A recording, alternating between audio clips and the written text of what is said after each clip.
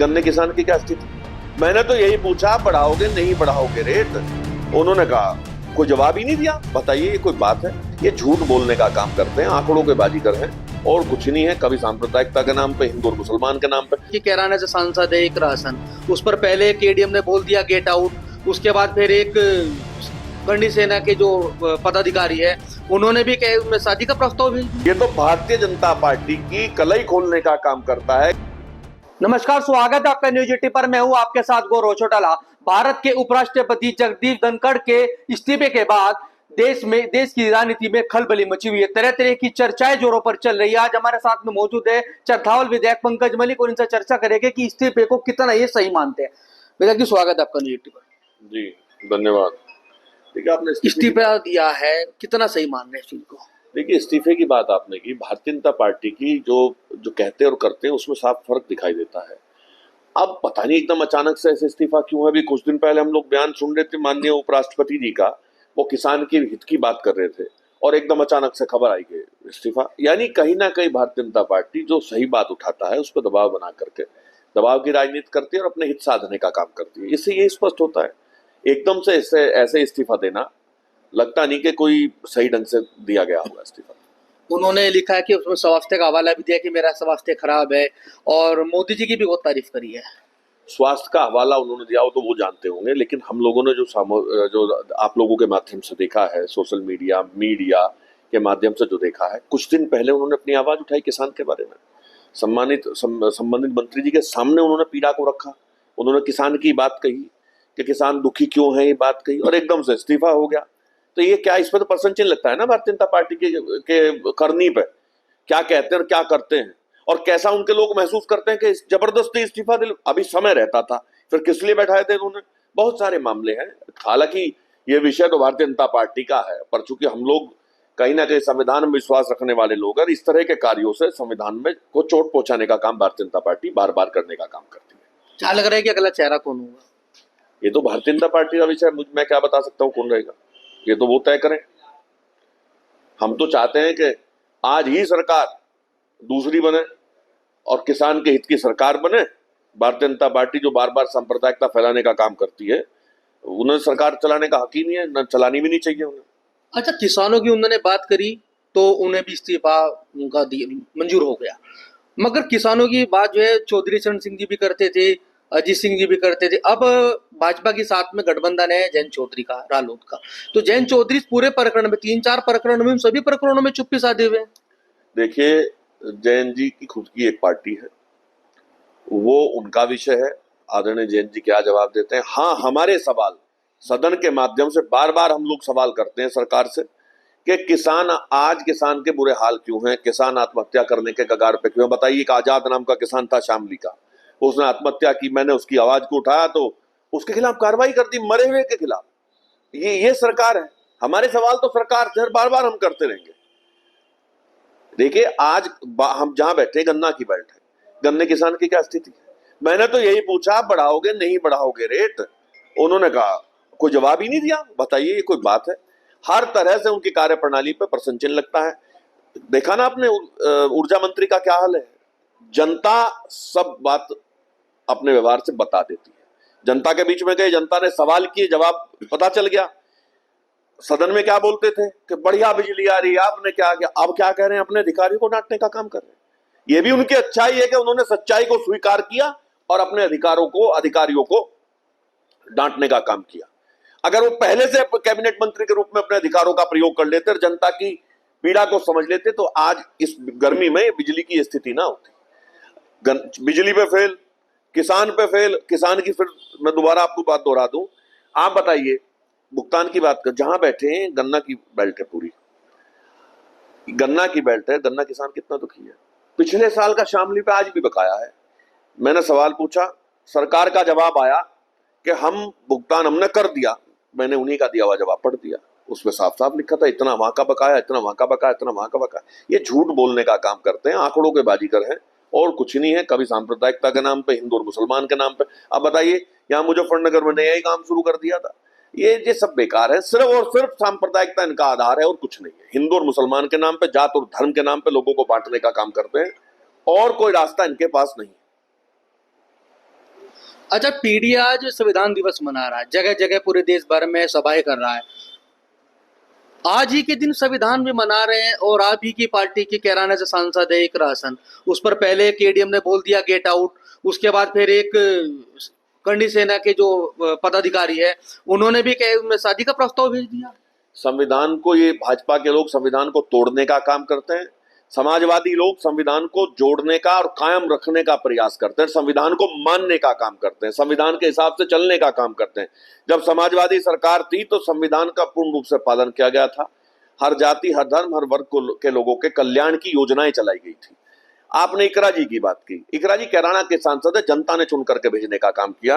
ये तो भारतीय जनता पार्टी की कलई खोलने का काम करता है कि वो एक तरफ से बेटी पढ़ाने की बात करते हैं, बढ़ाने की बात करते हैं, दूसरी तरफ उनके लोग, उनके अधिकारी बदतमीजी करते हैं चुनी हुई सांसद के लिए के सामने गेट आउट कहने का काम करते हैं, बदतमीजी करने का काम करते हैं। और एक लड़का, एक जो भी वो संबंधित संगठन से संबंधित है, इस तरह की बात किसी बेटी के बारे में नहीं कहनी चाहिए। वो बेटी है, हिंदुस्तान की बेटी है, और आप हर चीज में हिंदू और मुसलमान की बात करेंगे और अपनी बात को जायज ठहरा रहे। आप किसी के घर कैसे रिश्ता भेज दोगे जब आप शादीशुदा है? आप हिंदू और हिंदुत्व की बात करते हैं, हिंदू धर्म में कहां दो शादी अलाउ है? उल्टी बात करते हैं। इस तरह से बेटियों का अपमान हम नहीं सहेंगे। इकरा हमारी बहन है, हमारी बेटी है, और बहुत सारी बेटियां हैं जिनके खिलाफ ये उत्पीड़न करने का काम करते हैं, और समाजवादी लोग इसको सहन नहीं करेंगे, कतई बर्दाश्त नहीं करेंगे। मैं उनसे सवाल पूछता हूं, वो कह रहे हैं कि इनके धर्म में, अरे तुम इस तरह की बात करते हैं, किसी बेटी को अपमानित करने का काम करोगे? तुम्हारा यही काम है। उसके खिलाफ कार्रवाई करनी चाहिए। तो बड़े शर्म की बात है कि कार्रवाई में भी विलंब हुआ। मैंने सुना कि शायद मुकदमा लिखा गया, कार्रवाई शायद अभी पता नहीं कुछ हुई नहीं हुई। कार्रवाई सख्त से सख्त होनी चाहिए। जब ये बेटी बढ़ाने की और बचाने की बात करते हैं, पढ़ाने की बात करते हैं, तो बेटी की सुरक्षा देने का काम भी इनकार। कैराना की बेटी, मुजफ्फरनगर की बेटी इकरा हसन, जो हमारी सांसद भी है कैराना में, वो पूरे उत्तर प्रदेश की, पूरे देश की बेटी है। उसका सम्मान हम सबका सम्मान है। उस एडीएम को क्या कहना चाहोगे? देखिए, एडीएम की बात तो है कि यहाँ सरकार पे कंट्रोल नहीं है, अधिकारियों पर सरकार का बिल्कुल इस पे विफल है। केंद्रीय मंत्री, कैबिनेट मंत्री, क्या कहा शर्मा जी ने कि मैंने ये कहा। अरविंद जी ने सुना आपने बयान, उन्होंने कहा मैंने ये कहा कि आप ये मत योजना मत लागू करो, ये मत लो योजना लागू करो, लोगों की बिजली मत काटो। फिर भी लोग काट रहे हैं, गांव की बिजली काट दे रहे हैं। बताओ, बकाया पे गांव की बिजली काट दे रहे हैं। इनका संयम है नहीं, सरकार पूर्ण रूप से विफल है। कहीं एक इलाहाबाद में मंत्री हैं, वो एक अधिकारी की शिकायत करते हैं, मुजफ्फरनगर के में एक मंत्री है, वो अधिकारी की शिकायत करते। अफसरशाही हावी है, सरकार बिल्कुल जीरो है, जन कल्याण की योजना बिल्कुल कोई है नहीं इनके पास, सरकारों पर, सरकारी अधिकारियों पर कोई अंकुश नहीं है। आप ये देख लीजिएगा, सरकार तो गर्द में है, सरकार की स्थिति बहुत खराब है। और एडीएम को बहुत सोच समझ करके, कोई भी अधिकारी हो, मैं विधायक हूं, तीसरी बार हूं, मुझे भी सोच समझ करके व्यवहार रखना चाहिए। 5 साल बाद जनता फिर तय करेगी कि कौन विधायक बनेगा। अगर मैं गलत हूंगा तो मेरा दिमाग ठीक कर देगी। इसी तरह से सरकार बदलती रहती है 5 वर्ष में। अधिकारियों को अपना दिमाग दुरुस्त रखना चाहिए, गलत बातों में नहीं रहना चाहिए। उनका काम है जो वो काम करें। प्रोटोकॉल है कि अधिकारी को, नेता का, चुने हुए जनप्रतिनिधि का सम्मान करना चाहिए। वो तो समय लेकर के गई थी, और ऐसा व्यवहार, उन्हें शर्म आनी चाहिए, माफी मांगनी चाहिए, और सरकार को उसके खिलाफ कार्रवाई करनी चाहिए। संसद भवन में एक मस्जिद बनी हुई है जिसमें अखिलेश यादव ने भी एक बैठक की है, उसको लेकर भी बवाल है, तरह तरह की चर्चाएं बन रही। क्या वो कितना सही मानते हैं? आदरणीय अखिलेश जी ने भी कहा, हम लोग सभी की आस्था का सम्मान करते हैं। भारतीय जनता पार्टी को तो इस तरह के मुद्दे हैं, संसद चले, संसद में वो किसान का सारा कर्ज माफ करते हैं तो बात करें, वहां भी मंदिर मस्जिद की बात करते हैं। क्यों नहीं जा सकते हम लोग? मंदिर में भी जा सकते हैं, मस्जिद में भी जा सकते, क्यों नहीं जा सकते? वो पता नहीं इस तरह की बातें क्यों करते हैं भारतीय जनता पार्टी के लोग। ये भारतीय जनता पार्टी का बचपना कहूंगा मैं, इस तरह की बातों पे विवाद करना। आदरणीय अखिलेश जी ने भी कहा कि हम लोग सबका सम्मान करते हैं, हर आस्था में आस्था रखते हैं, हर धर्म में आस्था रखते हैं, सबका सम्मान करते हैं। अच्छा, योगी यूथ ब्रिगेड है, उनके पदाधिकारी ने एक बयान दिया कि जो मुसलमान लड़कियों से शादी करेगा हिंदू लड़का, तो उसका सारा खर्च हम उठाएंगे। ये देश संविधान से चलता है, संविधान में इस शब्द की क्या जगह है बताओ ना। कानून को अपना पालन करना चाहिए। उल्टी सीधी बातें करके हमारी आने वाली पीढ़ी के मनों में जहर घोलने का काम करें, इसका दूरगामी परिणाम बहुत खराब होंगे। फिर कैसे ये जो जहर लोगों के मन में आ जाएगा, गंदे गंदे बयान आप दे रहे हो, आज आप दे रहे हो, कल कोई और देगा, यही चलता रहेगा। विकास की बात क्यों नहीं करते? अरे डेवलपमेंट की बात करो ना, मेरे साथ चलो। मैंने ऐसी बहुत सारी सड़कें देखी है पिछले 5 साल में, जो सड़कें आज तक खराब है। यहाँ के मंत्री, यहाँ के नेता बड़ा बड़ा दावा करते थे कि हमने ये कर दिया, वो कर दिया। अरे गांव में नर्क है, नर्क। इतना बुरा हाल है, आप शिव चौक पे जाओ ना, जरा सी बारिश होते ही। आप विकास की बात तो करते नहीं, उल्टी सीधी बात करते हो। ऐसा कौन सा मुख्य चौराहा उत्तर प्रदेश में है जहां पानी ना भरता हो जरा सी बारिश आते ही? ऐसा कौन सा गांव है जहां पानी की पूर्ण रूप से निकासी हो, तालाब ओवरफ्लो है? कोई व्यवस्था है ही नहीं, जीरो व्यवस्था। और ये शादियों की बात करते, गंदी बात करते, हिंदू और मुसलमान की बात करते। मैं तो आपके माध्यम से सरकार से अपील करूंगा कि ऐसे लोगों के खिलाफ सख्त से सख्त कार्रवाई हो, और ऐसी कार्रवाई हो कि आने वाले समय में चाहे मैं हूं चाहे कोई भी हो, कोई इस तरह की हरकत ना करे। अच्छा, भाजपा वाले कहते हैं कि राहुल गांधी के सनातनी होने पर संशय है। सारी बात भाजपा की पूछी आपने, वो तो बिना सिर पैर की बात करते हैं। उन्हें तो सनातनी का परिभाषा भी नहीं पता। इतना ही कर लें कि इस देश में आज उनकी सरकार है, हर एक व्यक्ति का, हर एक नागरिक का, हर एक जाति, हर धर्म, हर वर्ग के लोगों का सम्मान करें। 15 लाख का कहां है? 15 लाख किस तरह से लाखों लोगों की, करोड़ों लोगों की नौकरी की बात की थी, कहां है रोजगार?